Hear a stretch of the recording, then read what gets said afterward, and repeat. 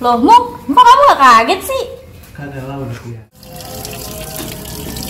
Teman-teman tahu nggak kalau sebenarnya kita bisa membuat plastik meledak tanpa harus menggunakan jarum maupun ditepuk-tepuk. Pastinya dengan cara yang lebih saintis loh. Nah, penasaran bagaimana cara membuat plastik itu meledak? Simak terus videonya ya. Kita belum kenalan ya? Kenalan dulu yuk. Hai, perkenalkan nama saya Muhammad Riogowo dengan NIM 4311422087. Dan perkenalkan teman saya. Hai, perkenalkan nama saya Lutfi Nur Abidin dengan NIM 4311422086. Oh iya, kalau percobaannya cuma 2 orang kan kurang seru ya. Kenalin lagi, teman kita ada satu lagi. Halo, jalan-jalan ke Saudi ya, tidak lupa membeli kurma. Perkenalkan, saya Septina dengan NIM 05.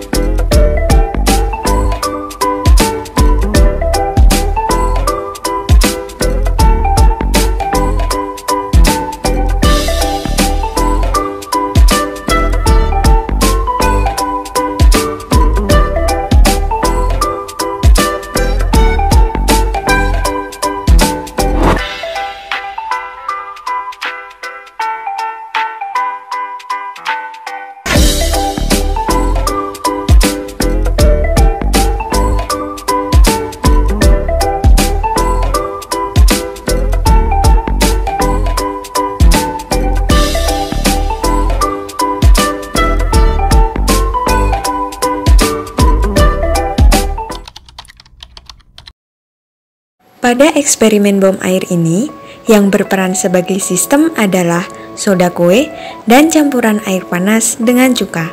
Sedangkan plastik berperan sebagai lingkungan. Ketika plastik dikocok, maka akan terjadi reaksi antara soda kue dengan cuka. Reaksi ini termasuk ke dalam reaksi endoterm, yaitu reaksi yang membutuhkan kalor. Dalam hal ini, kalor akan berpindah dari lingkungan menuju sistem, sehingga lingkungan akan mengalami penurunan suhu dan sistem akan mengalami kenaikan suhu. Hal ini ditandai dengan permukaan plastik yang menjadi lebih dingin daripada sebelumnya. Selain itu, reaksi antara soda kue dengan cuka akan menghasilkan gas karbon dioksida atau CO2 yang direpresentasikan dengan adanya buih.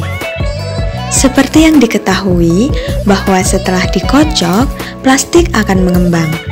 Hal ini dikarenakan terjadi reaksi pada tekanan 1 atm yang menghasilkan gas CO2 dan mengisi plastik tersebut, sehingga volume gas yang ada dalam plastik akan meningkat. Kenaikan volume gas tersebut didukung dengan adanya kenaikan suhu pada sistem akibat reaksi endoterm yang terjadi. Semakin lama pengocokan berlangsung, maka volume gas akan semakin meningkat dan plastik akan mengembang. Apabila volume gas meningkat, maka jumlah partikel-partikel penyusun gas juga akan meningkat. Karena partikel gas itu bergerak bebas, maka terjadilah tumbukan baik antar partikel gas maupun antara partikel gas dengan wadah. Tumbukan-tumbukan tersebut akan menyebabkan adanya tekanan dan desakan.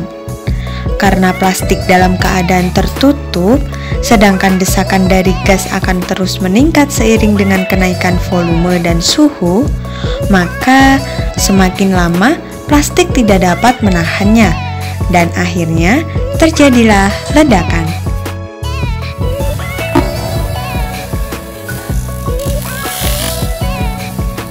Dari kedua eksperimen yang dilakukan, eksperimen pertama dengan 1,5 sendok makan soda kue membutuhkan waktu yang relatif lebih lama untuk meledak daripada eksperimen kedua dengan 2 sendok makan soda kue. Hal ini dikarenakan semakin banyak jumlah reaktan yang digunakan, maka semakin banyak pula produk yang dihasilkan. Sehingga gas CO2 yang dihasilkan pada eksperimen kedua akan lebih banyak daripada eksperimen pertama. Akibatnya, tumbukan antar partikelnya akan semakin banyak, dan desakan yang terjadi juga akan semakin kuat. Alhasil, pada eksperimen kedua, plastik akan lebih cepat meledak.